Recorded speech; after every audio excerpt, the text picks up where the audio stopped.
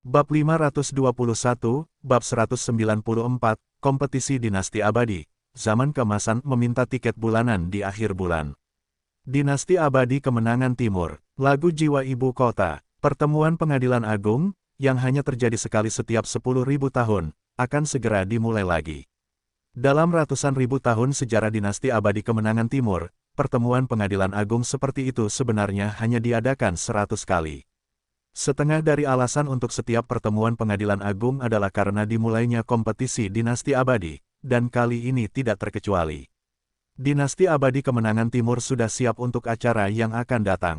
Bagaimanapun, ini menyangkut nasib Dinasti Abadi Kemenangan Timur selama 10.000 tahun ke depan, yang relevan bagi semua orang. Tentu saja, seluruh dinasti sangat mementingkannya. Justru karena kompetisi Dinasti Abadi sudah dekat, mereka begitu lembut dalam menangani kekacauan kota abadi umur panjang. Kalau tidak, dengan kekuatan Dinasti Abadi Kemenangan Timur, bagaimana mungkin begitu sulit bagi mereka untuk berurusan dengan gereja semua makhluk? Mereka sama sekali tidak peduli dengan kegaduhan yang dibuat oleh gereja semua makhluk. Mereka hanya khawatir bahwa hal itu akan mengguncang keberuntungan dinasti saat ini dan memengaruhi kompetisi Dinasti Abadi yang akan datang. Untungnya, situasi tersebut akhirnya teratasi, dan bahkan Su Wu, seorang murid dari garis keturunan Ling Xiaozi, melakukannya jauh lebih baik dari yang mereka bayangkan, menyelesaikan kekacauan kota abadi panjang umur hanya dalam beberapa dekade. Setelah itu, dengan pemulihan selama 700 tahun, Feng Shui dan Qi kota abadi panjang umur sebagian besar telah kembali seimbang dan makmur, meskipun belum mencapai puncaknya ketika Tuan Kota Zhen Yuan berkuasa. Selain itu, garis keturunan Ling Xiaozi telah memperoleh reputasi besar dalam peristiwa kota abadi panjang umur. Seorang murid inti emas mencapai hasil yang luar biasa. Selama tidak ada kecelakaan, prospek masa depannya bisa jadi bagus. Tahap jin dan tidak pernah menjadi masalah. Kultivasi bergantung pada keberuntungan dan berkah seseorang. Prestasi suhu bergantung pada keberuntungannya sendiri, bukan? Ini bahkan telah menarik perhatian para penguasa di istana. Bagaimanapun, kompetisi Dinasti Abadi sudah dekat, dan penampilan Suhu dianggap sebagai awal yang baik. Mereka berharap kompetisi besar yang akan datang akan berjalan lancar, sehingga keberuntungan Dinasti Abadi Kemenangan Timur dapat berlanjut selama beberapa generasi. Kali ini, pertemuan pengadilan besar tidak diadakan di Aula Besar Dinasti Abadi. Sebaliknya, mereka berkumpul di dalam rumah Gua Kaisar Dongsheng. Pada saat ini, banyak tokoh kuat dari Dinasti Abadi, yang sudah lama tidak muncul, hampir semuanya telah tiba. Mereka diam-diam berbaris di kedua sisi dan mengambil posisi masing-masing. Ling Xiaozi dan Cunyangzi, meskipun mereka berdua kuat di alam pemurnian Void, hanya bisa berdiri di tengah dan belakang di sisi kiri, diam-diam memperhatikan tokoh-tokoh legendaris itu. Mereka tidak berani mengatakan sepatah kata pun. Mereka bahkan tidak berani melihat tokoh-tokoh perkasa yang berdiri di depan formasi karena takut terlalu mencolok. Kaisar Pengadilan Abadi belum muncul, jadi suasana di pengadilan relatif santai, dan bahkan orang-orang yang dikenal berbisik-bisik dan mendiskusikan perolehan dan warisan mereka selama 10.000 tahun terakhir. Dalam diskusi mereka, situasi individu dan murid-murid mereka menjadi topik hangat. Bagaimanapun, pewaris keberuntungan Dinasti Abadi akan selalu menghadapi petualangan. Misalnya, Su Wu, seorang murid inti emas dalam garis keturunan Ling Xiaozi, sekarang menjadi master jiwa baru lahir dan penguasa kota. Sungguh mengagumkan, tidak ada yang bisa menghentikan datangnya. Keberuntungan, tepat saat semua orang bersantai dan berdiskusi, tiba-tiba bel berbunyi, bergema di benak semua orang. Seluruh istana tiba-tiba menjadi sunyi. Kaisar Dongsheng akan muncul. Begitu ide ini muncul di benak mereka, mereka segera melihat sosok tinggi muncul di singgasana di tengah istana. Aura orang itu misterius dan mendalam. Bahkan para penguasa istana tidak dapat melihat wajahnya dengan jelas. Selain itu, mereka tanpa sadar akan menggigil di dalam hati mereka jika mereka mencoba melihat lebih dekat, merasa takut. Ini adalah yang mulia alam penyatuan, yang tidak boleh dilanggar. Para penguasa istana sebagian besar adalah raja primordial dari alam kekosongan pemurnian. Namun, setelah kemunculan Kaisar Dongsheng, mereka seperti kunang-kunang di bawah matahari yang cerah, tidak menarik perhatian apapun. Alam Raja Taois kekosongan pemurnian dibagi menjadi 9 lapisan. Bahkan perbedaan satu lapisan jauh lebih besar daripada celah di alam sebelum kekosongan pemurnian. Misalnya, Ling Xiaozi dan Cunyangzi sekarang berada di tingkat Dao Monarch 2 pola, namun ada kekuatan tertinggi dari Void Refinement Seven Layered dan Unification Realm Venerables di antara para penguasa lainnya di istana. Itulah sebabnya mereka tidak berani melihat para penguasa di depan terlalu lama, karena jaraknya terlalu besar dan tak tertandingi. Di seluruh East Victory Immortal Dynasty, ada banyak Primordial Monarchs dari Refinement Void Realm, tetapi hanya Kaisar Dongsheng yang telah mencapai Unification Realm. Dinasti Abadi Kemenangan Timur meliputi 8 tanah terlantar besar, tetapi hanya Kaisar Dongsheng yang berkuasa. Saat dia muncul, seluruh istana begitu sunyi sehingga bahkan suara jarum yang jatuh pun dapat terdengar dengan jelas. Pada saat ini, mata semua orang terfokus, dan tidak ada yang berani terganggu. Pada saat inilah suara seperti dao surgawi bergema. Para menteriku yang terkasih, Tanah Suci telah mengirimkan perintah. Kompetisi dinasti abadi selama 10.000 tahun telah dimulai. Perwakilan Tanah Suci telah meninggalkan Tanah Suci, dan tidak seorang pun tahu di mana dia sekarang. Namun, kalian semua, para menteriku yang terkasih, telah mengalami kompetisi dinasti abadi. Aku tidak perlu mengatakan lebih banyak tentang aturannya. Aku berharap para murid kalian akan memanfaatkan peluang, dan membuat dinasti abadi kemenangan timur kita bertahan selama ribuan generasi dan menentukan nasib kita. Sekarang keberuntungan terletak pada dinasti ini. Aku berharap para menteriku yang terkasih akan membantuku melewati kesulitan. Dalam kompetisi dinasti abadi ini, jika kita berhasil, akan ada masa depan yang tak terbatas, dan jalan abadi dapat diharapkan. Namun, bagaimanapun juga, ini adalah jalan yang dibangun di atas daging dan darah orang-orang yang tak terhitung jumlahnya. Apakah para murid hidup atau mati, semuanya tergantung pada takdir. Aku harap kalian semua akan menonton dan menunggu dengan tenang, jangan biarkan pergolakan keberuntungan kompetisi dinasti abadi mengganggu pikiran kalian dan dipengaruhi oleh pikiran jahat. Kejadian seperti itu telah terjadi sebelumnya, dan beberapa dari kalian telah menyaksikannya dengan mata kepala sendiri. Aku harap kalian akan mengingat ini, dan jangan kehilangan akal sehat kalian. Kalau tidak, jika ada di antara kalian yang memengaruhi kompetisi dinasti abadi, bahkan jika kalian binasa, aku tidak akan campur tangan. Mendengar ini, para penguasa istana tetap diam, karena mereka sangat menyadari aturan dan keadaan dalam masalah ini. Kaisar Dongsheng hanya mengingatkan mereka. Karena setiap kali kompetisi dinasti abadi berlangsung, selalu ada orang-orang dengan dasar yang dangkal dan hati dao yang tidak stabil, menyebabkan kesalahan terjadi dan puluhan ribu tahun kultivasi. Mereka hancur dalam sekejap. Melihat perubahan ekspresi dan keheningan di wajah semua orang, Kaisar Dongsheng tahu mereka tercengang oleh kata-katanya, jadi dia mengubah topik pembicaraan dan berbicara pada dirinya sendiri. Dalam kompetisi besar pembuluh darah spiritual yang diadakan oleh dinasti abadi Dongsheng kita sebelumnya, cukup banyak murid yang menonjol. Saya harap murid-murid yang luar biasa ini dapat membawa kabar baik kali ini dan meningkatkan prestise dinasti abadi Dongsheng kita. Namun, saya harus mengingatkan Anda semua kali ini bahwa kompetisi dinasti abadi akan berbeda dari sebelumnya. Tanah Suci telah menjelaskan bahwa hanya kultivator di atas tingkat 3 pemurnian Void yang tidak diizinkan untuk mengambil tindakan. Jika ada pelanggar, perwakilan Tanah Suci akan turun tangan. Jadi, setelah pertemuan pengadilan ini, kalian yang berada di atas tingkat 3 pemurnian Void dapat tinggal di retret surga Gua Dongsheng untuk meningkatkan kultivasi kalian. Untuk murid-murid kalian, saya harap mereka dapat keluar sesegera mungkin. Mereka bebas bepergian selama kompetisi dinasti abadi, karena penghalang klan surgawi telah menghilang, memungkinkan perjalanan tanpa batas. Saat Kaisar Dongsheng selesai berbicara, hati semua orang tidak bisa tidak terkejut. Situasi seperti itu telah terjadi dalam sejarah kompetisi dinasti abadi tidak lebih dari 3 kali. Setiap kali ini terjadi, itu adalah era keemasan, seperti Kaisar Dongsheng, yang muncul sebagai jenius yang tak tertandingi selama era keemasan terakhir. Untuk kompetisi yang sengit, para kultivator surga lapisan kedua pemurnian Void juga dapat mengambil tindakan. Meskipun kompetisi dinasti abadi tahun ini tampaknya sangat berbahaya, itu juga menunjukkan bahwa akan ada peluang yang tidak terbatas. Mungkin ada lebih dari satu perwakilan Tanah Suci. Itu saja yang harus saya katakan. Setelah itu, Kaisar Dongsheng memberikan lebih banyak nasihat dan petunjuk, yang dipahami semua orang dengan baik. Setelah itu, dimensi tersembunyi ditutup sepenuhnya, dan hanya mereka yang memiliki kekuatan besar di bawah 3 langit pemurnian Void yang dapat pergi. Tentu saja, Sebelum dimensi tersembunyi ditutup, Ling Suzi dan Cunyangzi, yang merupakan Raja Tao lapisan kedua pemurnian Void, dikelilingi oleh para kultivator surga lapisan ketiga pemurnian Void yang ramah atau pernah berkunjung sebelumnya. Bagaimanapun, kompetisi dinasti abadi yang akan datang terkait dengan warisan setiap garis keturunan.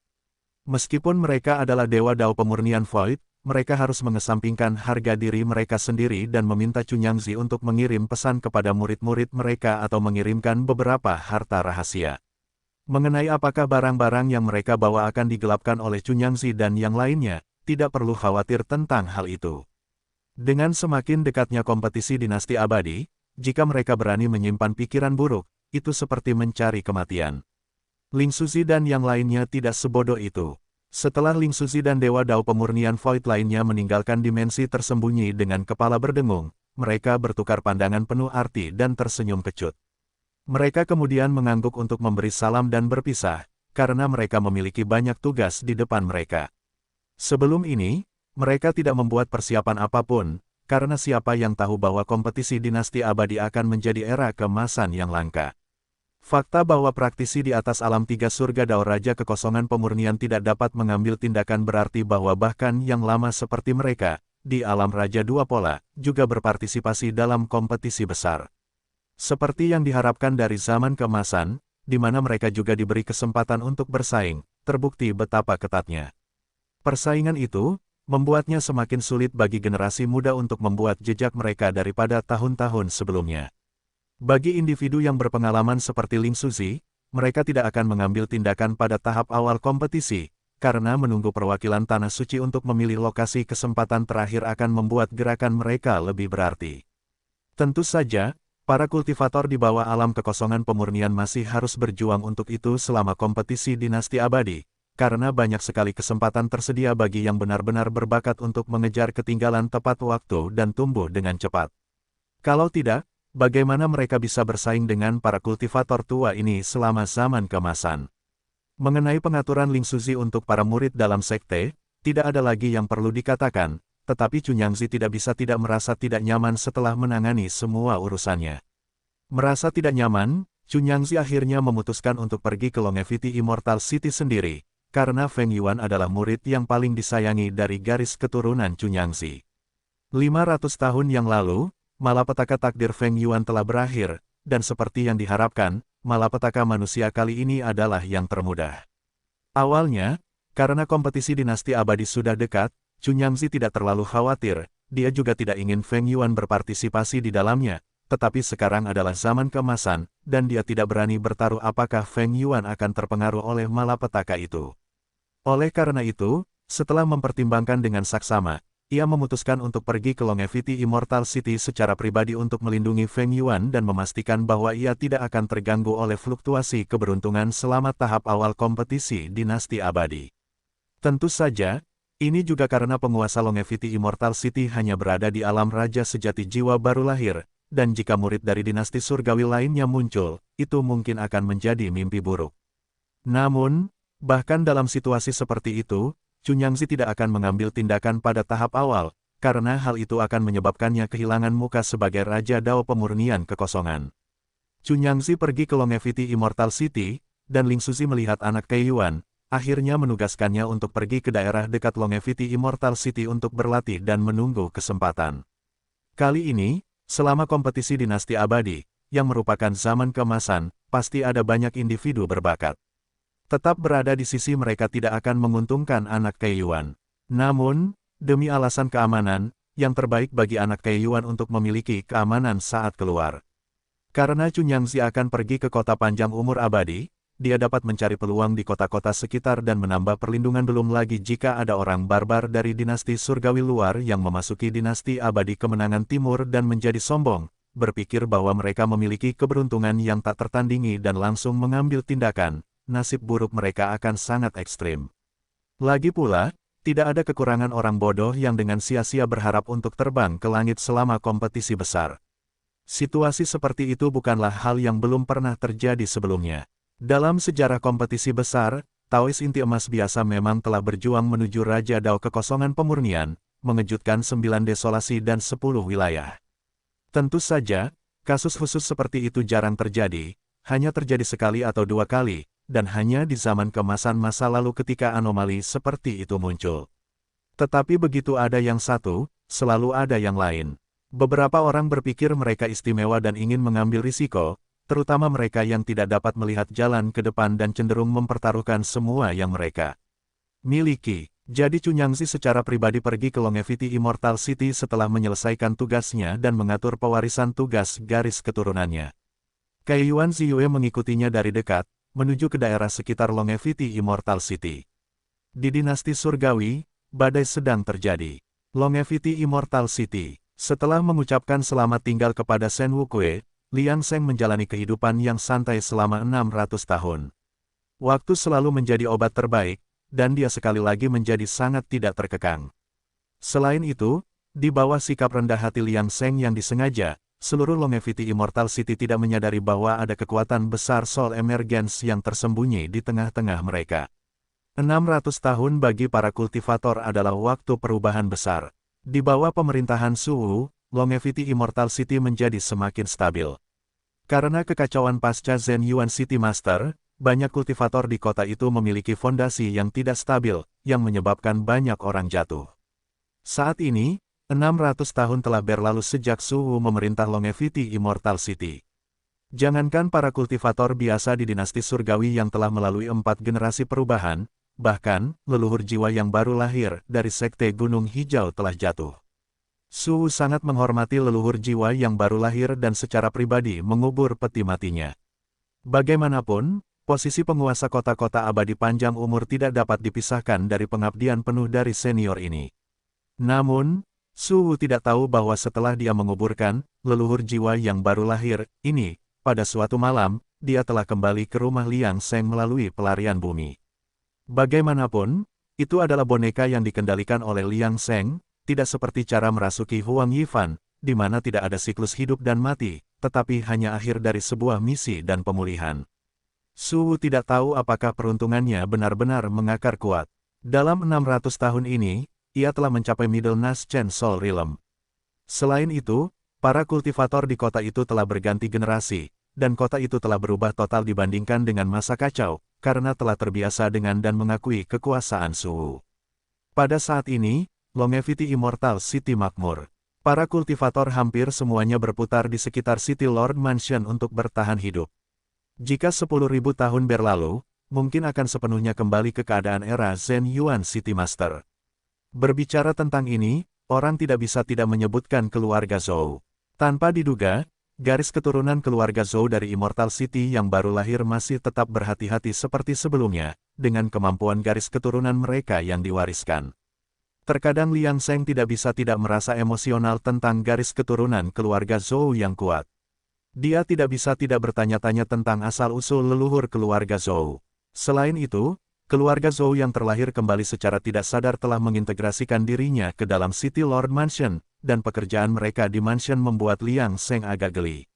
Karena keluarga Zhou adalah penjaga penjara kota abadi panjang umur, yang dengan sukarela berafiliasi dengan istana tuan kota dan menerima keuntungan. Apakah sejarah selalu berputar? Melihat ini, Liang Sheng tidak bisa menahan geli. Namun, harus dikatakan bahwa garis keturunan keluarga Zhou memang cocok untuk posisi ini, aman dan bebas masalah.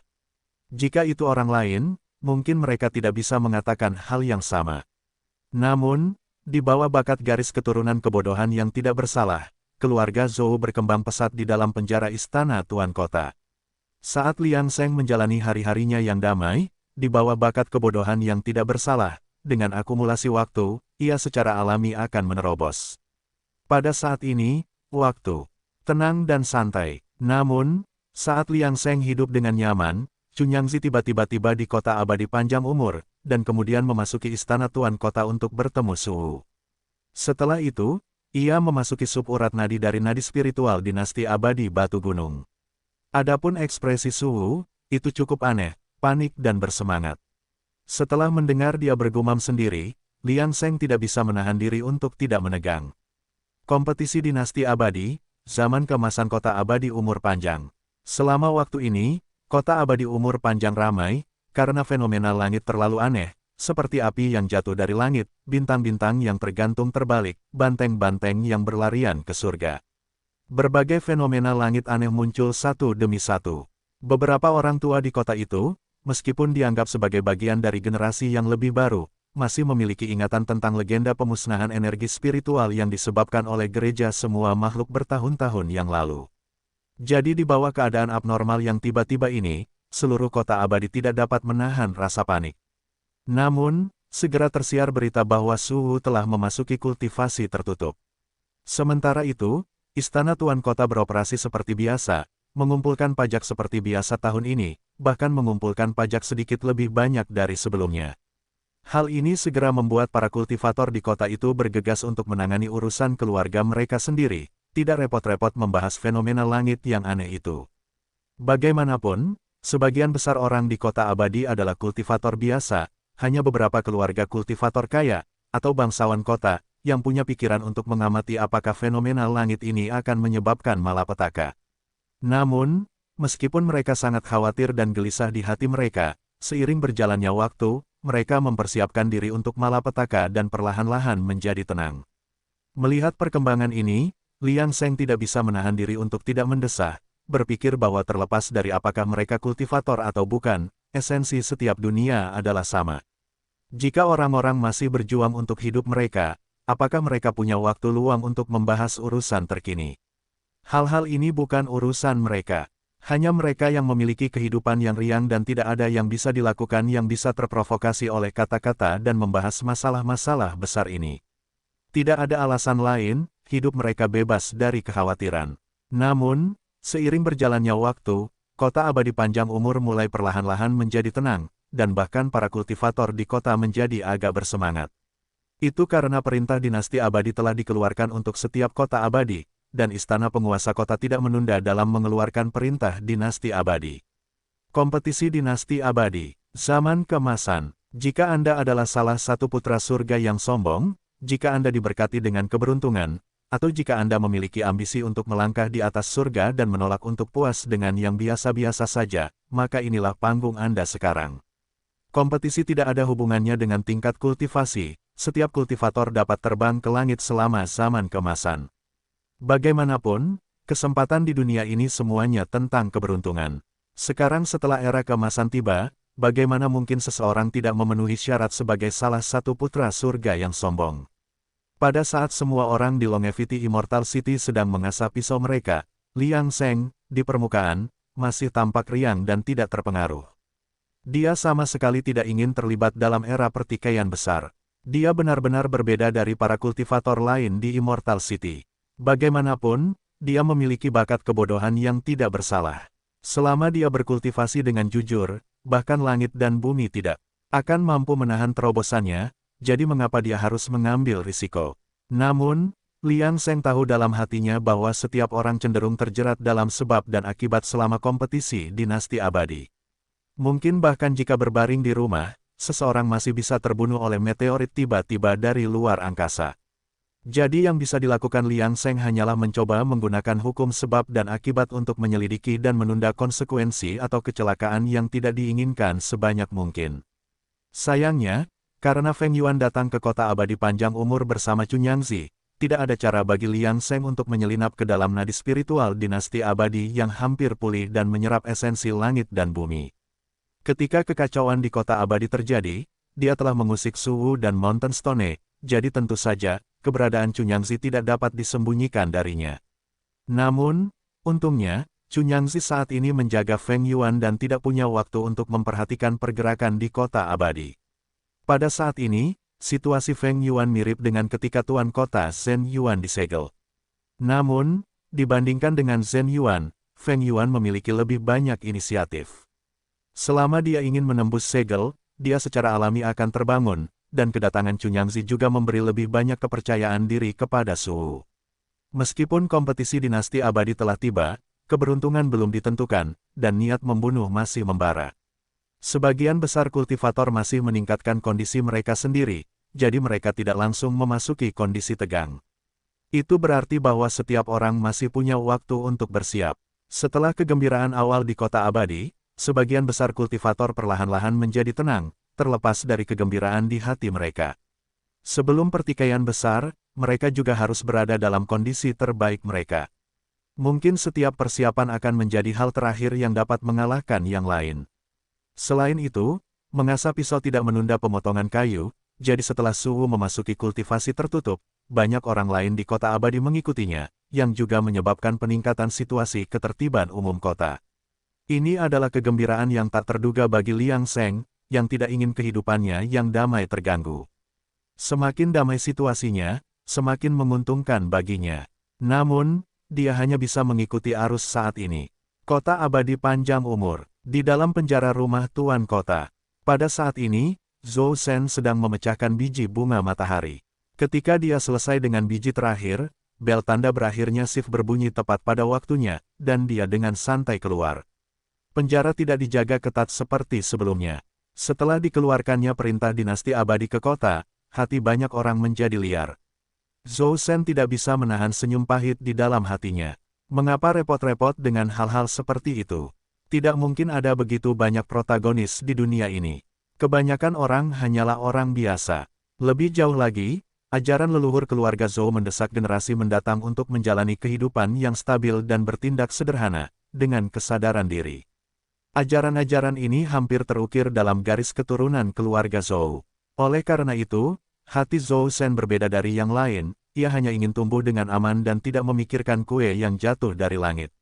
Setelah meninggalkan gerbang utama penjara, Zhou Shen mengucapkan selamat tinggal kepada teman-temannya di antara para penjaga penjara, lalu langsung kembali ke rumah keluarga Zhou dan langsung menuju ke halaman belakang. Itu adalah kediaman tetua tamu keluarga, tetua leluhur Jin Kuan-Siu. Ia adalah fosil hidup keluarga, bahkan ketua klan telah lahir pada masanya. Legenda tetua Qinxing Jin Kuan-Siu masih tersebar luas di keluarga Zhou. Keluarga Zhou telah mampu berkembang dengan sangat lancar dan makmur, sebagian besar karena kontribusinya. Bagaimanapun, dia adalah Naschen Soul Master, penstabil keluarga Zhou. Bagaimanapun, tidak peduli seberapa rendah hati keluarga Zhou, selama mereka ingin berkembang, pasti akan ada konflik. Namun, selama bertahun-tahun, banyak penentang keluarga Zhou secara misterius menghilang pada akhirnya. Setelah insiden seperti itu terjadi beberapa kali, di dalam wilayah keluarga Zhou, keluarga lain kehilangan minat untuk memprovokasi mereka. Bukankah lebih baik hidup dengan nyaman? Mengenai rahasia keluarga Zhou, tidak ada yang berani menyelidikinya. Selain itu, keluarga Zhou memiliki kekuatan yang kuat tetapi selalu bersikap rendah hati, tidak pernah mencari masalah sendiri. Keluarga-keluarga di sekitarnya secara bertahap juga kehilangan minat. Mengapa repot-repot mencari masalah dan membuat keluarga mereka menghadapi musuh misterius lainnya? Akibatnya, status Jin Kuan-Siu di keluarga Zhou menjadi semakin dihormati. Bahkan pemimpin klan bersikap seperti cucunya di hadapannya, apalagi generasi muda keluarga lainnya. Namun, sungguh kebetulan bahwa ketika Zhou Shen masih anak nakal, ia tidak sengaja memasuki kediaman Jin Kuan-Siu dan bahkan memakan permen di sana. Saat ia bermain dan membuat keributan hari itu, kelelahan dan kehausan, ia tanpa basa-basi meminum secangkir teh milik tetua Jin, dan kemudian tertidur lelap selama 3 hari. Selama 3 hari ini, orang tua Zhou Shen dengan cemas mencarinya, menyebabkan keributan besar dalam keluarga. Pada saat Zhou Shen bangun dalam keadaan linglung dan mengucapkan selamat tinggal kepada tetua Jin untuk kembali ke rumah, ia menerima pukulan keras. Namun, setelah menjelaskan di mana ia berada, orang tuanya bertukar pandang dan segera pergi mencari pemimpin klan. Setelah mendengar cerita dari orang tua Zhou Shen, mata pemimpin klan berbinar. Ia kemudian membisikkan instruksi kepada Zhou Shen. "Sener, ingatlah untuk lebih sering mengunjungi kakek di masa depan. Tentu saja, kamu tidak perlu melakukan apapun, bersenang-senanglah di sana seperti hari ini." Zhou Shen muda hanya memiliki pemahaman samar tentang situasi tersebut, tetapi bagi seorang anak, godaan untuk memiliki tempat lain untuk berkeliaran bebas tidak dapat ditolak. Sejak saat itu, ia sesekali mengunjungi rumah besar tempat leluhur tinggal untuk bermain. Baru setelah ia tumbuh dewasa dan menjadi bijaksana, ia menyadari betapa beruntungnya ia. Bagaimanapun, ini adalah tetua Jin dari keluarganya. Untungnya, pemimpin klan awalnya tidak membuatnya terlalu oportunis. Jika tidak memikirkan hal ini, Zhou Shen tersenyum tipis. Tidak perlu ada hipotesis karena semuanya sudah berjalan sesuai rencana. Mengapa harus berkutat pada hal itu sekarang? Ini hanyalah keberuntungannya. Zhou Shen baru berusia lebih dari 120 tahun, tetapi telah mencapai tahap akhir pembentukan fondasi, yang tidak perlu dijelaskan secara mendalam. Itu semua berkat restu leluhur. Namun, bahkan sebagai orang dewasa, Zhou Shen tetap menjalin persahabatan yang tak lekang oleh waktu dengan Jin Guanxiu. Meskipun ada lebih banyak rasa hormat dalam kata-kata mereka, itu hanya sekadar menunjukkan rasa hormat kepada seorang senior. Yang lebih penting, hubungan mereka tulus. Ketulusan adalah senjata pamungkas. Jin Guanxiu, yang sedang bermeditasi di rumah besar, membuka matanya saat ini, karena dia merasakan kedatangan Zhou Shen dan tersenyum tipis. Anak ini telah tumbuh di bawah pengawasannya, dengan hati yang polos, sangat mirip dengan murid keduanya, Shen Wukuei. Bahkan ekspresi wajah mereka agak mirip. Mungkin karena lapisan tambahan ini, Jin Guanxiu telah mengawasi pertumbuhan Zhou Shen yang sehat selama ini, memberikan penghiburan di hari-hari terakhirnya. Saat masuk, Zhou Shen membungkuk hormat sebelum duduk di sebelah Jin Guanxiu tanpa ragu, dan berbicara dengan keras. Leluhur, izinkan aku memberitahumu, kota abadi telah banyak berubah akhir-akhir ini. Apakah orang-orang ini sudah gila? Apakah kompetisi dinasti abadi adalah sesuatu yang dapat mereka raih? Itu benar-benar karena keserakahan mereka sehingga hati mereka dibutakan oleh lemak babi. Sekelompok idiot, mereka mungkin bahkan tidak akan tahu bagaimana mereka mati pada akhirnya. Jin Guanxiu hanya mendengarkannya berbicara dan tersenyum tanpa menanggapi. Baru setelah dia menghabiskan tehnya, dia berbicara sambil tersenyum, kamu memiliki pemahaman yang jelas. Namun, ini adalah pilihan pribadi, tidak terkait dengan benar atau salah. Beberapa orang menginginkan kedamaian dan kebahagiaan, sementara yang lain ingin bersaing antara surga dan bumi, berjuang untuk secercah kehidupan. Pada akhirnya, tidak peduli apapun, hidup dan mati hanyalah satu siklus, itu tergantung pada keberuntungan seseorang. Katakan padaku dengan jujur, Shener, tidakkah kamu memiliki ambisi untuk menjadi pahlawan? Belum lagi bahwa kebanggaan kota abadi atau terpilih dinasti abadi lainnya mungkin turun ke sini, lihat saja kebanggaan kota abadi dalam dinasti abadi kemenangan timur. Apakah kamu tidak tertarik dengan kehebatan mereka? Perintah dinasti abadi dengan jelas menyatakan bahwa mereka yang berada di bawah tiga alam kekuatan besar pemurnian Void memenuhi syarat untuk kompetisi besar. Mungkin kamu, Shener, adalah yang terpilih, ditakdirkan untuk melambung di masa depan. Zhou Shen segera menyesap tehnya, lalu bercanda, leluhur, kau menggodaku lagi. Aku selalu berhati-hati, tidak, keluarga Zhou kami hanya ingin hidup damai dan tidak terlibat dalam sebab akibat. Seberapa jauh jalan kultivasi bagi para pejuang keluarga Zhou kita? Sebenarnya, ini semua tentang takdir. Mengapa repot-repot melawan takdir sebagai manusia? Mengapa tidak hidup dalam damai saja? Apa yang menjadi milikmu akan menjadi milikmu. Mungkin lebih baik memanfaatkan waktu yang kacau ini dan fokus pada kultivasi diri. Bagaimanapun, tidak ada yang tahu apa yang akan terjadi di masa depan. Daripada khawatir, lebih baik menikmati kehidupan saat ini tanpa berpikir berlebihan, yang hanya akan menyia-nyiakan hidup. Dasar bajingan kecil. Mendengar ini, Jin Guanxiu tidak bisa menahan geli. Di masa lalu, Shen Wukuei juga sangat nakal. Memikirkan hal ini, tatapannya ke arah Zhou Shen menjadi lebih lembut. Jika ketiga muridnya masih hidup hari ini, mereka mungkin akan berdebat satu sama lain sekarang, karena kepribadian mereka semua sangat berbeda. Namun, mereka pasti cukup senang untuk bersatu kembali di akhirat, bukan? Guru mereka akan segera bergabung dengan mereka, jadi mereka seharusnya tidak terlalu tidak sabar. Zhou Shen melihat ekspresi Jin Guanxiu saat ini, dan tidak bisa menahan perasaan haru di hatinya. Dia telah melihat ekspresi yang sama dari leluhur beberapa kali saat tumbuh dewasa dan telah memperoleh beberapa pengalaman. Hasilnya, dia berdiri dan pergi. Bahkan jika tingkat kultivasi leluhur mencapai surga, dia masih manusia. Ada kalanya dia juga membutuhkan ruangnya sendiri. Saat Zhou Shen pergi dengan tenang, Jin Guanxiu menatap langit kota abadi. Meskipun dia hanya di alam raja sejati jiwa baru lahir, dia bisa merasakan rahasia surgawi berubah. Terkekang, dibantai, namun penuh dengan kehidupan. Mungkin, era pertikaian besar benar-benar telah tiba. Tidak diketahui apakah kota abadi panjang umur mereka akan dipenuhi dengan sungai darah atau tetap tidak terluka. Meski begitu, dia hanya bidak catur, seperti yang dikatakan Zhou Shen, berpikir terlalu banyak tidak ada gunanya. Ikuti takdir, dan biarkan semuanya mengalir secara alami. Namun, saat dia melihat Zhou Shen pergi, sentuhan kehangatan melintas di matanya. Tidak peduli apapun, jika krisis hidup dan mati benar-benar datang, dia akan melindunginya sampai napas terakhirnya. Semoga saja, semuanya berjalan lancar. Rumah Tuan Kota, penjara. Zhou Shen melanjutkan pekerjaan rutinnya, tidak ingin terlibat dalam perselisihan. Dia hanya ingin menjadi penjaga penjara yang sederhana, menjalani kehidupan yang damai. Harapan terbaiknya adalah mewariskan jabatannya kepada generasi berikutnya saat dia sudah tua. Di mata anggota keluarga Zhou, kedamaian adalah keberuntungan terbesar mereka. Namun, pagi-pagi sekali hari itu, tepat setelah dia duduk dan sebelum dia sempat memulai patroli penjara seperti biasanya, dia menerima perintah pemindahan sementara dari rumah Tuan Kota. Beberapa penjaga penjara di rumah Tuan Kota perlu bekerja sama dengan rumah urusan luar negeri dalam mengumpulkan pajak di seluruh kota. Sebelumnya, mobilisasi besar-besaran seperti itu belum pernah terlihat sebelumnya. Tampaknya Tuan Kota Su sangat ingin mengumpulkan lebih banyak sumber daya kultivasi dan mempercepat kultivasinya sendiri sebelum kompetisi besar resmi dimulai. Namun, karena tindakan Su, suasana di seluruh kota abadi menjadi semakin bergairah.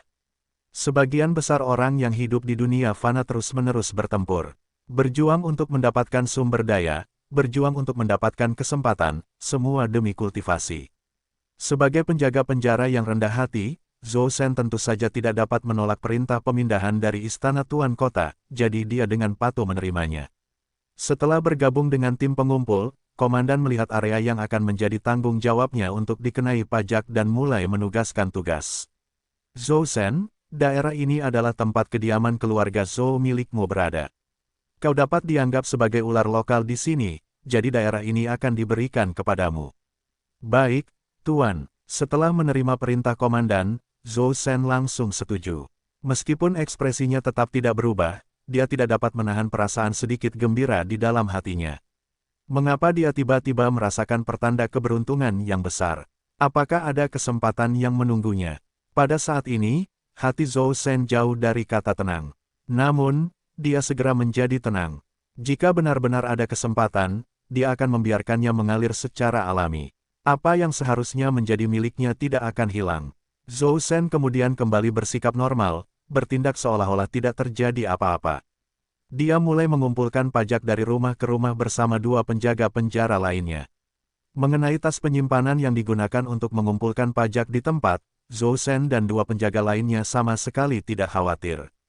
Siapa yang berani mencuri dari kediaman penguasa kota, kecuali mereka mencari kematian.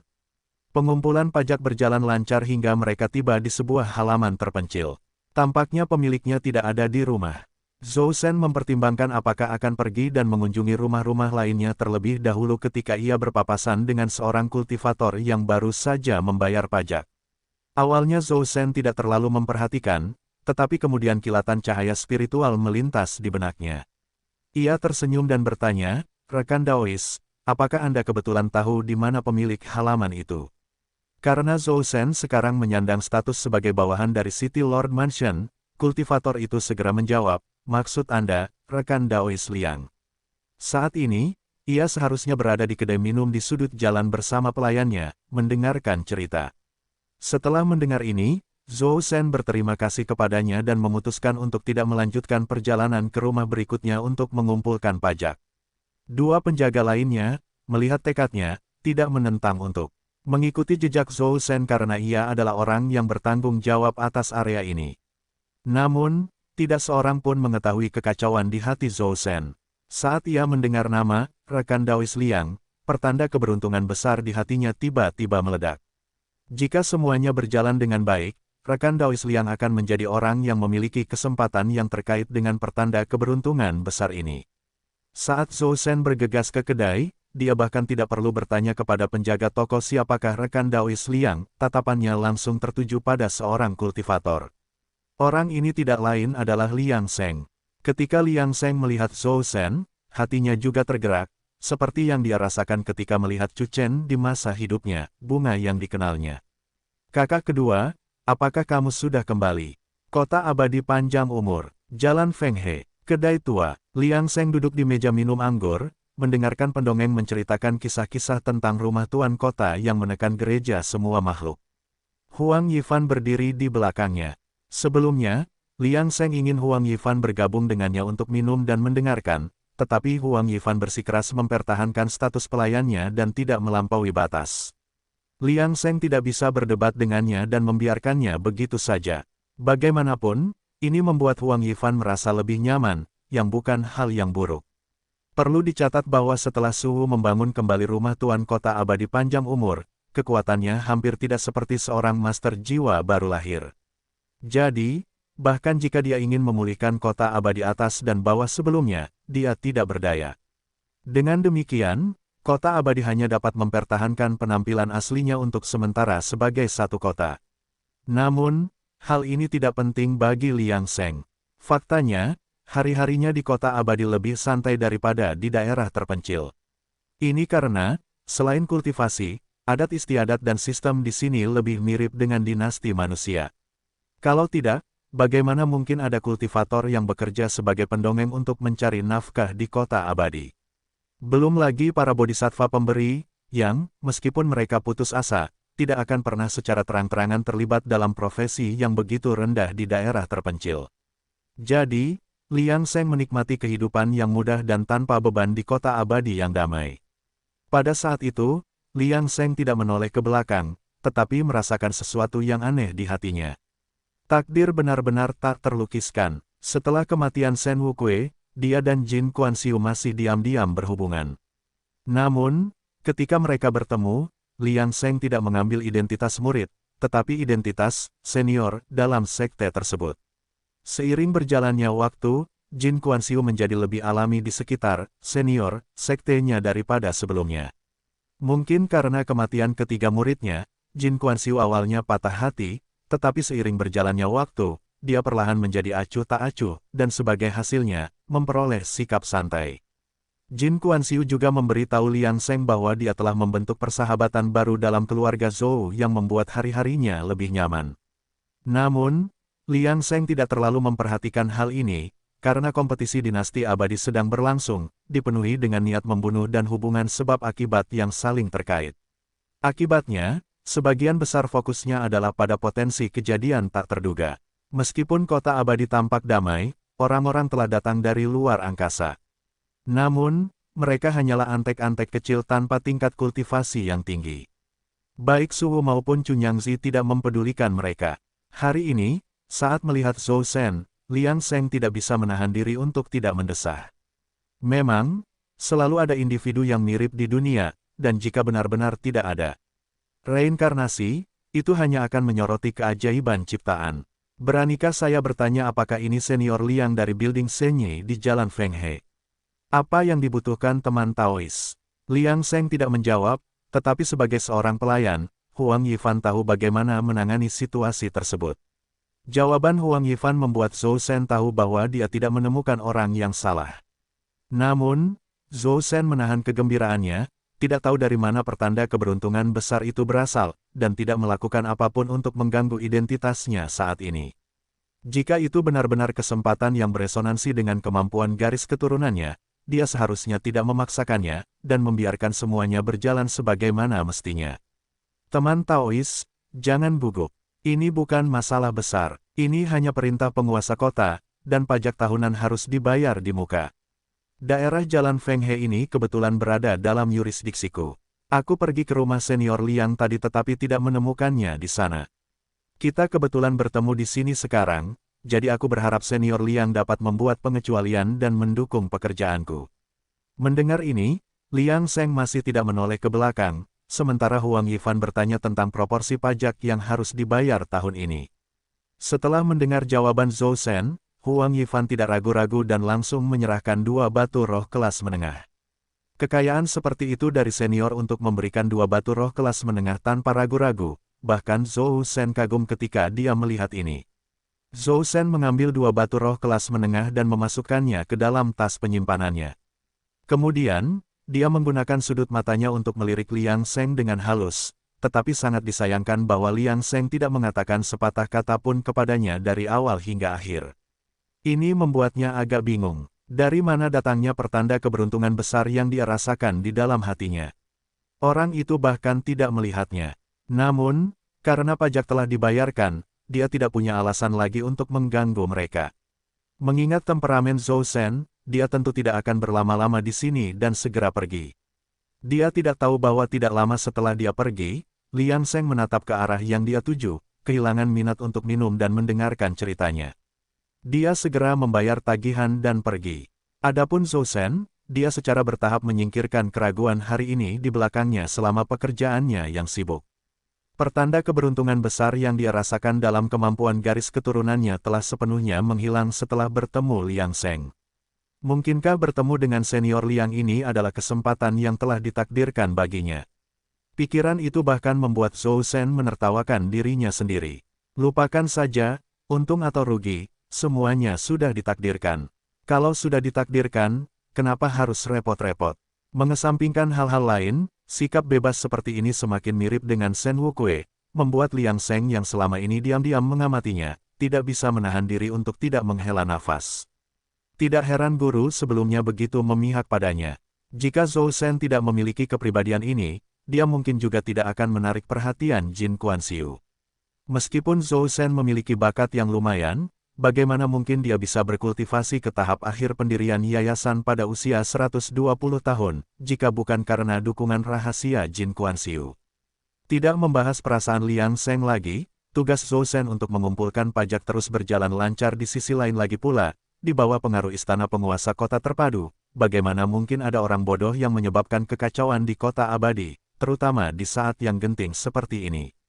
Jika seseorang benar-benar menyebabkan masalah saat ini, mereka kemungkinan besar akan disambut dengan kemarahan istana penguasa kota, yang sama sekali tidak menunjukkan belas kasihan. Lagi pula, selama masa-masa yang luar biasa, tindakan keras harus diambil. Saat matahari terbenam, istana penguasa kota.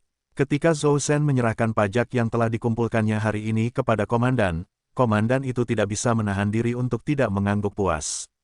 Memang, lebih mudah menyelesaikan sesuatu dengan ular lokal, dengan efisiensi tinggi dan tanpa kesalahan. Meskipun belum waktunya Xiamao, komandan mengizinkan Zhou Shen pergi lebih awal sebagai hadiah atas kesetiaan dan ketekunannya. Lagi pula, dia mengerti metode menangani orang ini, dan Zhou Shen tentu saja tidak akan menolak kebaikan seperti itu. Dalam perjalanan pulang, Zhou Shen tak kuasa menahan diri untuk tidak memikirkan Liang Sheng, yang pernah ditemuinya sebelumnya.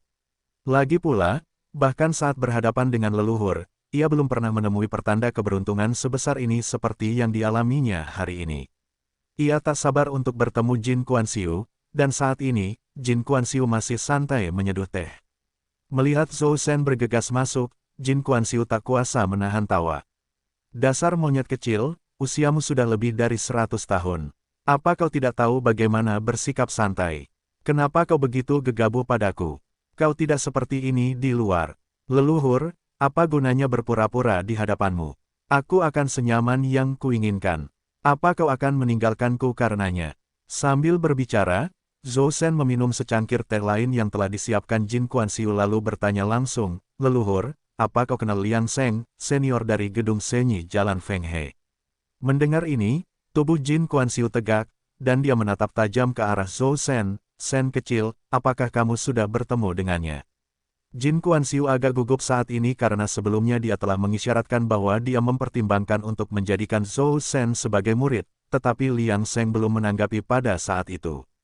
Jin Kuan-Siu tidak berniat menerima lebih banyak murid sebelumnya, sebagian karena dia belum bertemu siapapun yang menggerakkannya, dan sebagian lagi karena sikap acuh tak acuh Liang Sheng. Kematian ketiga muridnya hanya menambah luka, jadi tentu saja, dia tidak tega lagi. Tetapi Zhou Shen berbeda. Setelah mendengar bahwa Zhou Shen telah bertemu Liang Sheng, ide itu muncul kembali di hati Jin Kuan-Siu, dengan riak-riak menyebar seperti ombak di danau, membuatnya agak cemas. Zhou Shen tidak menyangka leluhur akan bereaksi begitu kuat. Ia bahkan berpikir mungkin ada yang salah dengan Liang Sheng, jadi ia segera menyampaikan detail pertemuan mereka. Maksudmu, kau memiliki firasat keberuntungan yang kuat di hatimu sebelum bertemu Liang Sheng. Jin Kuan-Siu tahu tentang kemampuan garis keturunan keluarga Zhou, jadi ia tidak bisa menahan perasaan sedikit gembira. Tampaknya ada kemungkinan baginya untuk membawa Zhou Shen di bawah sayapnya, jika tidak, mengapa ia merasakan firasat keberuntungan yang begitu besar? Kondisi Jin Kuan-Siu tidak begitu baik sebelumnya, tetapi waktu adalah obat terbaik untuk menyembuhkan luka. Namun, perasaan rindu hanya terpendam dalam hatinya dan terkadang tiba-tiba muncul karena kejadian tertentu. Misalnya, Zhou Shen terkadang mengingatkannya pada muridnya Shen Wukui. Jadi semakin ia memikirkannya, semakin ia menjadi gembira. Apakah benar-benar ada harapan baginya untuk menerima Zhou Shen sebagai muridnya? Hal ini membuatnya agak melamun. Setelah itu, ia membiarkan Zhou Shen pergi karena hatinya tidak bisa tenang. Memikirkan hal ini, Jin Kuan-Siu memutuskan untuk tidak ragu lagi dan langsung masuk ke dalam kegelapan, menyelinap ke kediaman Liang Sheng. Senior, ketika Liang Sheng melihat Jin Kuan-Siu, dia tidak terlalu terkejut. Setelah melihat Zhou Shen hari ini, dia agak bisa menebak tujuan Jin Kuan-Siu datang. Senior, ku dengar kau bertemu Zhou Shen dari keluarga Zhou hari ini. Apa pendapatmu tentang dia? Apa maksudmu dengan itu? Aku tidak bermaksud menyembunyikan apapun darimu, senior. Pemuda ini sebenarnya mengingatkanku pada murid keduaku. Sebelum aku bertemu dengannya, aku pikir hidupku di kota abadi akan berjalan lancar. Namun, setelah bertemu dengannya, aku tidak bisa tinggal diam, dan aku ingin menjadikannya muridku untuk mewarisi silsilah Danding. Sebelumnya, aku tidak berani memberitahu ini padamu secara langsung. Tetapi sekarang setelah kau bertemu dengannya, aku yakin kau dapat melihat temperamennya, jadi aku berani memiliki ide seperti itu. Apakah kau akan mengabulkan permintaanku ini, senior? Mendengar ini, Liang Sheng tidak pura-pura malu karena dia juga agak terkejut bahwa ada orang yang berpikiran sama di dunia ini. Lebih jauh lagi, jika Zhou Shen dapat membuat Jin Kuan-Siu lebih bahagia, mengapa dia tidak bersedia membantu? Sebenarnya, Liang Sheng merasa agak bersalah, berpikir bahwa dia agak mengabaikan perasaan gurunya sebelumnya. Dia berasumsi bahwa dengan bertahun-tahun Jin Kuan-Siu hidup, dia seharusnya dapat melihat kekejaman kultivasi dan mengendalikan emosinya dengan baik. Namun pada akhirnya, ternyata itu hanya angan-angannya sendiri. Ketika Jin Kuan-Siu melihat Liang Sheng mengangguk setuju, dia tidak dapat menahan kegembiraannya. Lalu kapan aku harus memilih waktu dan membawa pemuda itu kembali untuk secara resmi bergabung dengan silsilah Dandingku? Melihat ekspresi Jin Kuan-Siu yang bersemangat, Liang Sheng masih menggelengkan kepalanya, menyebabkan wajah Jin Kuan-Siu berubah. Untungnya, kata-kata Liang Sheng berikutnya menghilangkan kekhawatirannya. Tidak perlu, terima saja dia sebagai muridmu secara langsung. Dia tidak harus bertemu denganku. Dalam situasi saat ini, lebih baik bagi kita untuk mengurangi kontak. Jin Kuan-Siu tidak bisa menahan perasaan sedikit kecewa, tetapi setidaknya dia bisa menerima Zhou Shen sebagai muridnya. Itu adalah kejutan yang menyenangkan. Namun, tepat pada saat itu, Liang Sheng tiba-tiba mengeluarkan tungku pemurnian pil. Tungku pemurnian pil tingkat alat roh. Melihat ini, hati Jin Kuan-Siu sangat gembira. Bagaimana mungkin seseorang di Sekte Danding tidak belajar memurnikan pil?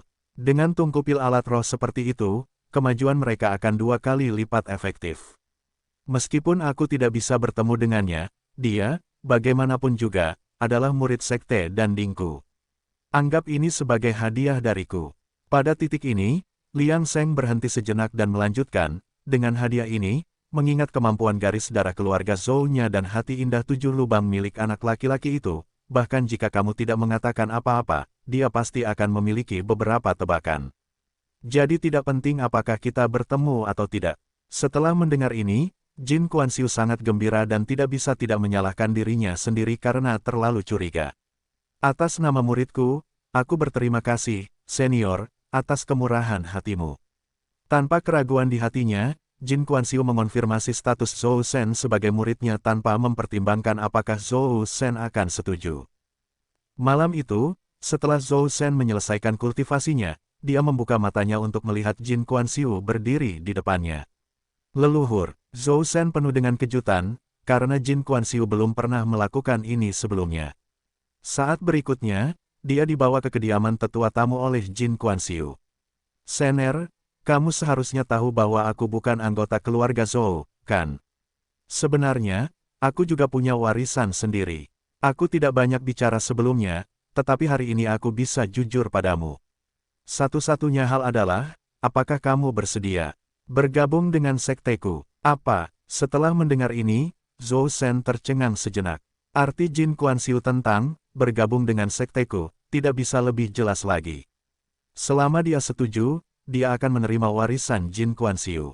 Semua milik Jin Kuan Xiu mungkin akan menjadi miliknya di masa depan. Sebelumnya, leluhur tidak pernah memiliki niat seperti itu, tetapi sekarang dia tiba-tiba membicarakannya. Mempertimbangkan pertanda keberuntungan besar yang diterimanya hari ini, matanya tidak bisa tidak menjadi cerah. Mungkinkah, dengan tebakan di hatinya dan melihat tatapan penuh arti dari Jin Kuan Xiu, dia tidak mengatakan apa-apa lagi dan langsung berlutut di tanah. Murid Zhou Shen menyapa guru. Bagus, bagus, bagus. Hari ini, Sekte Danding kita memiliki murid yang luar biasa lagi. Setelah berbicara, dia mengeluarkan tungku pemurnian pil alat roh untuk diberikan kepada Zhou Shen. Ini adalah hadiah dari anggota senior sekte kami setelah bertemu denganmu. Zhou Shen merasakan aura tungku pemurnian pil alat roh dan wajahnya berubah total. Betapa berharganya alat roh ini, itu memang pertanda keberuntungan yang besar. Selanjutnya, Jin Kuan Xiu menjelaskan secara singkat tentang warisan sekte Danding, tetapi tidak mengungkapkan apapun tentang keberadaan daerah terpencil. Lagi pula, karena anggota senior sekte sangat berhati-hati, lebih baik baginya untuk berhati-hati juga. Jin Kuan Xiu berbicara perlahan, dan Zhou Shen mendengarkan dengan sangat saksama. Sekte Danding tak tertandingi dalam pemurnian pil. Hari-hari berikutnya di kota abadi masih damai, tetapi di balik permukaan, tampak seolah-olah ada api yang menunggu untuk meletus kapan saja. Mereka yang berniat mengikuti kompetisi dinasti abadi tidak akan melewatkan kesempatan apapun. Bahkan jika kesempatan itu tidak jatuh pada mereka pada akhirnya, itu tetap merupakan panen yang luar biasa jika mereka dapat memanfaatkannya untuk meningkatkan tingkat kultivasi mereka. Jin Kuan Xiu menghabiskan malam-malam terakhirnya dengan setia mengajari Zhou Shen metode alkimia, tetapi masih akan membutuhkan waktu lama bagi Zhou Shen untuk mulai memurnikan pil. Di rumah Tuan Kota, di dalam batu gunung Sumi Biji Master, semuanya sangat damai. Cunyangzi menatap Feng Yuan, atau lebih tepatnya, aura kesengsaraan di tubuhnya. Itu masih sedikit kurang. Begitu kesengsaraan terbentuk sepenuhnya, muridnya secara alami akan bangun, tetapi dia tidak tahu berapa lama lagi itu akan berlangsung. Segera, rumah Tuan Kota menyelesaikan tugas mengumpulkan pajak, dan Suhu menutup pintu dan kembali berkultivasi secara tertutup. Kompetisi dinasti abadi, setiap kemajuan dapat menentukan lokasi kesempatan, dia tentu tidak akan mengabaikannya. Waktu berlalu lambat dalam situasi seperti ini, dan beberapa orang mengalami kemajuan yang lambat, seperti Zhou Shen, dan setiap individu yang beruntung. Namun, Liang Sheng hidup cukup santai, karena ia tidak perlu bersaing untuk mendapatkan kesempatan. Selama ia punya waktu, ia secara alami akan mengalami kemajuan. Ngomong-ngomong, ada selingan kecil, kota abadi telah dikunjungi oleh orang luar, tetapi mereka hanya berada di alam inti emas, jadi tidak ada yang terlalu memperhatikan mereka. Sebelumnya, ketika Zhou Shen sedang mengumpulkan pajak, Huang Yifan tanpa ragu mengeluarkan dua batu roh kelas menengah, yang menarik perhatian seorang Taois inti emas dari luar.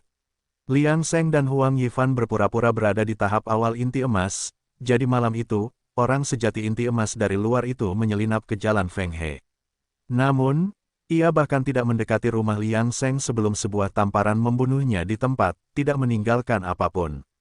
Huang Yifan memperlakukannya seolah-olah ia telah menginjak seekor semut dan tidak peduli sama sekali. Tidak repot-repot untuk mengingatnya. Sebaliknya, ia pergi dengan tergesa-gesa untuk membeli bahan-bahan. Sang guru lapar. Setelah itu, semuanya kembali tenang, dan kematian orang sejati inti emas yang merupakan orang luar tidak menimbulkan riak apapun. Dalam sekejap mata, 30 tahun telah berlalu.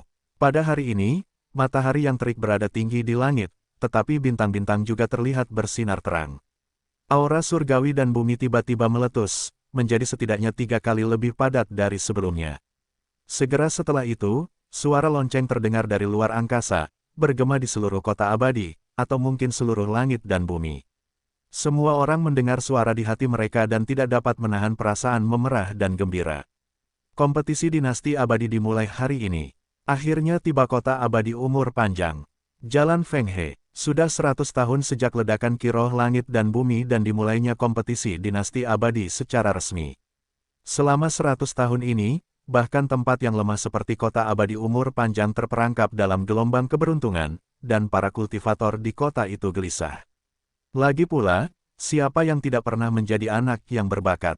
Namun, tidak banyak korban di kota itu selama 100 tahun ini. Meskipun ledakan energi spiritual itu signifikan, itu bukanlah sesuatu yang akan menunjukkan hasil langsung. Mereka yang dengan cepat meningkatkan kultivasi mereka sedikit dan jarang. Selain itu, semua orang di kota abadi ingin memanfaatkan kesempatan mereka selama kompetisi, jadi lebih banyak orang fokus pada kultivasi, mencari bahkan sedikit peluang untuk bersaing. Bagaimana mereka bisa membuang-buang waktu di tahap awal? Meskipun demikian, itu adalah era keemasan kompetisi dinasti abadi, jadi mereka tidak bisa tidak bersemangat. Dalam suasana seperti itu, hanya sedikit orang yang bisa tetap rasional. Liang Seng sama sekali tidak terpengaruh, tidak sombong atau tidak sabar, bertindak seperti pengamat, seolah-olah segala sesuatu di dunia ini tidak ada hubungannya dengan dirinya. Liang Seng diam-diam mengamati semua perubahan di kota abadi. Selama 100 tahun terakhir, beberapa orang telah meninggal dengan enggan karena masa hidup mereka habis, sementara yang lain telah mengikuti arus zaman keemasan, membuat kemajuan yang mulus dalam kultivasi mereka. Namun sebenarnya, semua yang ada di kota abadi panjang umur tampak tidak berubah. Itu hanyalah siklus hidup dan mati, dan persaingan di antara para kultivator semakin meningkat dengan datangnya zaman keemasan. Namun, jumlah kematian dan cedera yang relatif rendah itu kontras dengan jumlah total kultivator di kota abadi. Selama 100 tahun terakhir, kematian adalah kejadian yang normal. Tidak diketahui apakah eselon atas dari Istana Tuan Kota sedang mempersiapkan diri untuk kompetisi besar, tetapi mereka tampaknya menutup mata terhadap pertarungan pribadi di antara para kultivator. Dalam keadaan seperti itu, Liang Seng tahu bahwa yang terbaik adalah tidak mengambil tindakan karena hukum sebab akibat. Namun, dia masih diam-diam mengunjungi kota abadi lainnya melalui susunan teleportasi. Memanfaatkan kurangnya perhatian kota, dia mencari alternatif yang lebih baik tetapi menemukan bahwa kota abadi panjang umur lebih aman daripada yang lain. Akibatnya, Liang Seng akhirnya memutuskan untuk menahan diri sementara dan menunggu perubahan signifikan seiring berjalannya waktu. Yang lebih meyakinkan Liang Seng adalah kenyataan bahwa keluarga Zhou berhasil menahan semua godaan, berkembang dengan tenang sementara Zhou Shen membuat kemajuan pesat dalam teknik alkimia dan kultivasi di bawah bimbingan Jin Kuan-Xiu. Sebagai seorang Taois inti emas yang belum mencapai usia 300 tahun, Zhou Shen dapat dianggap sebagai anak yang berbakat. Namun, ia telah mengundurkan diri sebagai petugas penjara, dan tidak seorang pun di luar rumah Zhou mengetahui tentang kemajuannya. Dalam 100 tahun terakhir, kota abadi panjang umur menjadi lebih ramai daripada kota abadi lainnya, dengan semakin banyaknya pengunjung. Mungkin karena kekuatan Tuan Kota Suwu yang terkenal, tidak banyak kultivator kuat di dalam kota.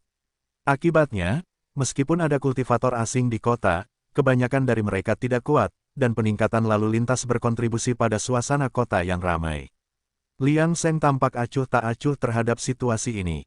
Namun, penampilannya hari ini cukup tidak biasa. Ekspresinya tidak bagus, dan ia menggelengkan kepalanya dengan senyum pahit saat ia menatap langit. Dia tidak pernah menyangka bahwa setelah jatuhnya gereja semua makhluk, dia akan bertemu dengan seseorang yang terkait dengannya hari ini. Lebih tepatnya, silsilah mencari kebenaran tampak seperti kelabang yang tidak akan mudah mati, meninggalkan jejak keberadaannya di mana-mana. Kota abadi umur panjang. Saat ini, jalan-jalan ramai, dan tingkat kultivasi keseluruhan para kultivator di kota itu jauh lebih tinggi daripada 100 tahun yang lalu. Jika seseorang melempar batu secara acak di jalan, kemungkinan besar itu bisa mengenai seorang kultivator tahap pembentukan fondasi. Dalam 100 tahun terakhir sejak dimulainya kompetisi dinasti abadi, kecepatan kultivasi para kultivator lebih cepat daripada di abad-abad sebelumnya. Saat ini, dua orang bersembunyi di bayang-bayang tempat yang gelap, tetapi mereka tidak terlihat baik. Memiliki keyakinan pada kemampuan mereka untuk menyembunyikan diri, mereka tidak terlalu berhati-hati, tetapi mereka tidak tahu bahwa setiap gerakan mereka diawasi oleh sepasang mata. Meskipun mereka berhati-hati dan keterampilan penyembunyian mereka sangat baik, mereka tidak pernah mengira akan ada orang tercela yang, demi keselamatannya sendiri, akan menjaga seluruh kota abadi di bawah pengawasan indera ilahi. Jadi ketika mereka pertama kali muncul di luar kota abadi umur panjang dan diam-diam memasuki kota beberapa hari yang lalu, mereka sudah diperhatikan oleh Liang Seng. Meskipun penampilan luar dan aura mereka tampak seperti kultivator biasa dari dinasti abadi kemenangan timur, ada ki misterius yang terpancar dari dalam diri mereka. Itu agak mirip dengan milik Liang Seng ketika berlatih teknik misterius primordial, meskipun diencerkan berkali-kali. Dia langsung memikirkan satu kata. Padang gurun, mungkinkah ada anggota yang selamat dari gereja semua makhluk? Bagaimana lagi ini mungkin? Percakapan mereka selanjutnya mengonfirmasi kecurigaan Liang Seng, dan dia juga mengetahui asal-usul mereka. Ternyata mereka adalah sisa-sisa dari silsilah mencari kebenaran yang disebutkan oleh Kei Yuan Child dan yang lainnya. Saat Liang Seng bertanya-tanya mengapa silsilah mencari kebenaran datang ke sini, mereka berdua dengan hati-hati membahas situasi mereka saat ini. Dalam beberapa hari terakhir, kami telah mencari di sekitar kota abadi panjang umur dan belum menemukan jejak gereja semua makhluk. Tampaknya garis keturunan mereka benar-benar telah musnah, kata Fang Yi, dengan nada sedikit sedih. Selama jutaan tahun, warisan yang masih ada dari silsilah mencari kebenaran mereka telah menjadi langka. Mereka tidak datang ke sini dengan harapan bahwa gereja semua makhluk juga telah musnah. Kalau tidak, mereka tidak akan datang dengan semangat yang begitu tinggi. Oleh karena itu, pukulan ini cukup berarti bagi mereka.